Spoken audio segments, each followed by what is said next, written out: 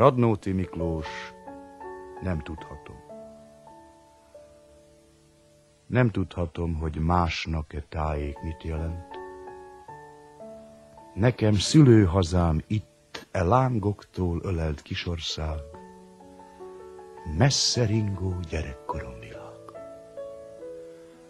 Belőle nőttem én, mint fatörzsből gyönge ága, s remélem testem is majd e földbe süpped el.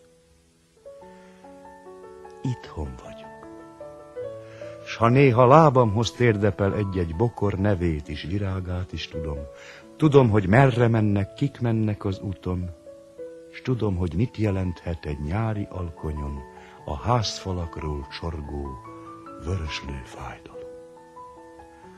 Ki gépen száll fölébe, annak térképe táj, s nem tudja, hol lakott itt Vörösmarty Mihály. Annak mit rejt a térkép? Gyálat s vad laktanyát, de nékem szöcskét, ökröt, tornyot, szelíd tanyát.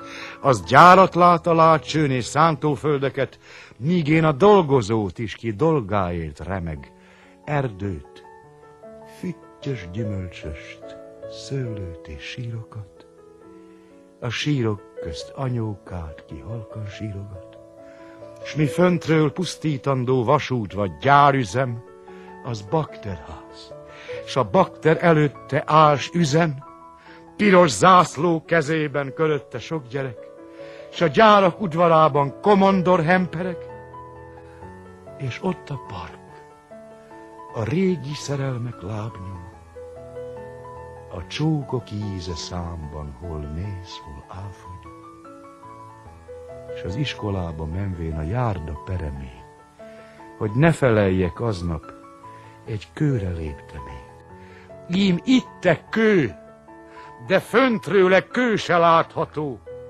nincs műszer, mellyel mindez jól megmutatható.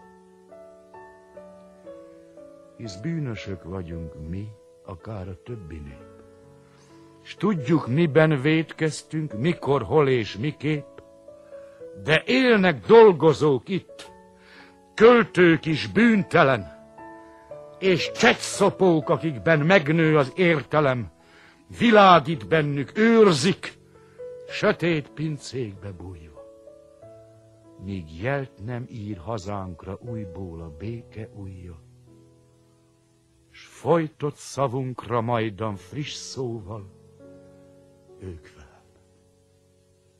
Nagy szárnyadat borítsd ránk, virrasztó éjfel